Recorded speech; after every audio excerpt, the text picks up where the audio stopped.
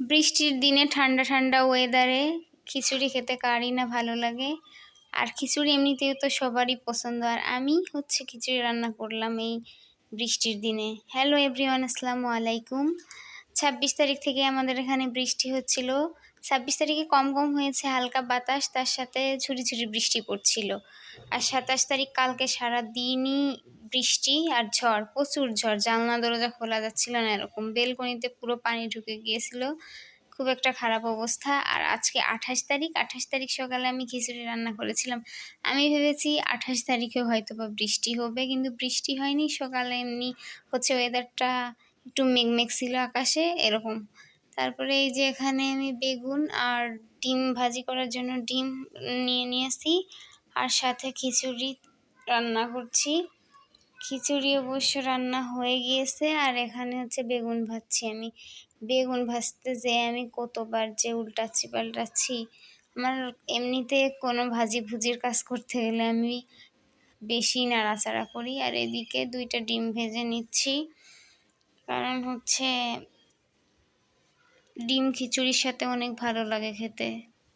আর সাথে বেগুন ভাজি আর আচার তো থাকবেই, তাহলে তো হয়েই গেল। এই যে আমি একে একে সব রেডি করে নিচ্ছিলাম। এটা হচ্ছে সকালবেলা, ভাবলাম আপনাদের সাথে একটু শেয়ার করি, এই জন্য ভিডিওটা করে নিয়েছি। আর খিচুড়িতে একবারের থেকে 2বার খাওয়া যায় না সেইভাবে।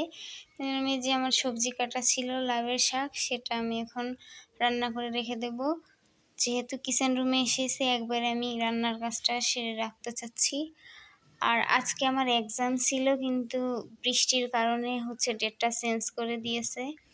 আজকের এক্সামটা হবে সামনে, আর কাল থেকে আবার এক্সাম আছে। আর এইদিকে যে আমার রান্না হয়ে গিয়েছে, খিচুড়িটা আগে হয়ে গিয়েছিল, আমি রেখে দিয়েছিলাম প্রেশার কুকার পরে। এই যে ঢাকনাটা খুলে এখন আমি বেড়ে নিচ্ছি। এই যে এখানে বেগুন ভাজি নিয়েছি, ডিম ভাজি নিয়েছি, আর আচার, সাথে শুকনা মরিচ। আর এই যে দেখুন ওয়েদারটা ছিল বেশ সুন্দর, ঠান্ডা ঠান্ডা, কিন্তু বৃষ্টি হচ্ছিল না। আর এই যে লেবুটা কোত্থেকে আসলো ভুলে গিয়েছিলাম, পরে আবার আমি ওখানে অ্যাড করেছি। আর এই যে আমার বেলকনিতে গাছ সব সরিয়ে রেখেছিলাম, কারণ বেলকনির অবস্থা খুবই খারাপ ছিল কালকে।